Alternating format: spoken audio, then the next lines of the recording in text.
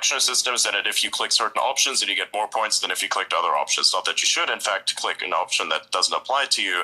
What he's just simply saying is that some options are favored more than others, and it has no differentiate. There's no reason for it other than the fact that they're different from each other, allegedly. So, for affirmative action, I believe that's what you're trying to verbalize. Yes, sir. Yes, Adrian. Yeah. So they still have these. Yeah, I should definitely work in an intelligence agency. They still have these categories. Yeah, Hispanic, Latino, white, black, Asian, blah blah blah. It was like that shit needs to be gutted away from.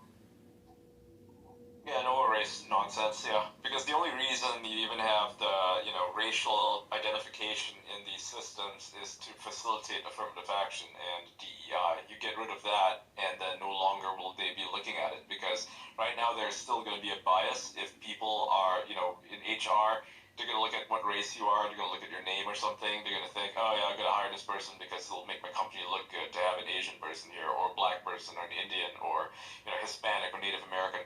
They need to get rid of that. They need to do hiring based on merit alone, and that means looking at people on an individual basis rather than, oh, this person's of XYZ race. And this is not just a problem in intelligence agencies, it's a big problem as well in, fucking retail, of all places, right?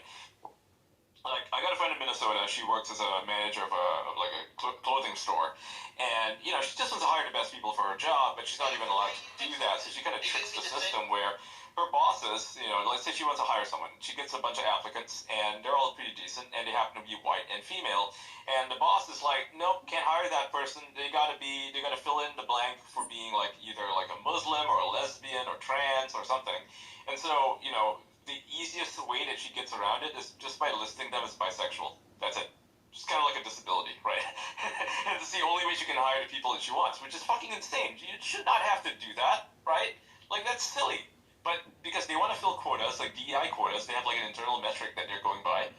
And so they hire only people of a certain class or race, and it's unacceptable. It's not merit-based. It's very unfair to people who are actually trying to apply for a job. And so more often than not, and this is true not just for retail, but for pretty much any business, like in Silicon Valley, they're particularly afflicted by this. It's they will get 100 applicants who want to apply for a job, but they all happen to be white, male, or Asian and male, right? That is literally all you're going to have in Silicon Valley, because those are the people who got the degrees or who have the qualifications necessary to do a job. And they're like, nope, we can't hire any single one of these people. We got to find a black female. And so they'll be waiting for that application to come in, and it's never coming in. And so they don't fill these applications out. Nobody fills it in. And so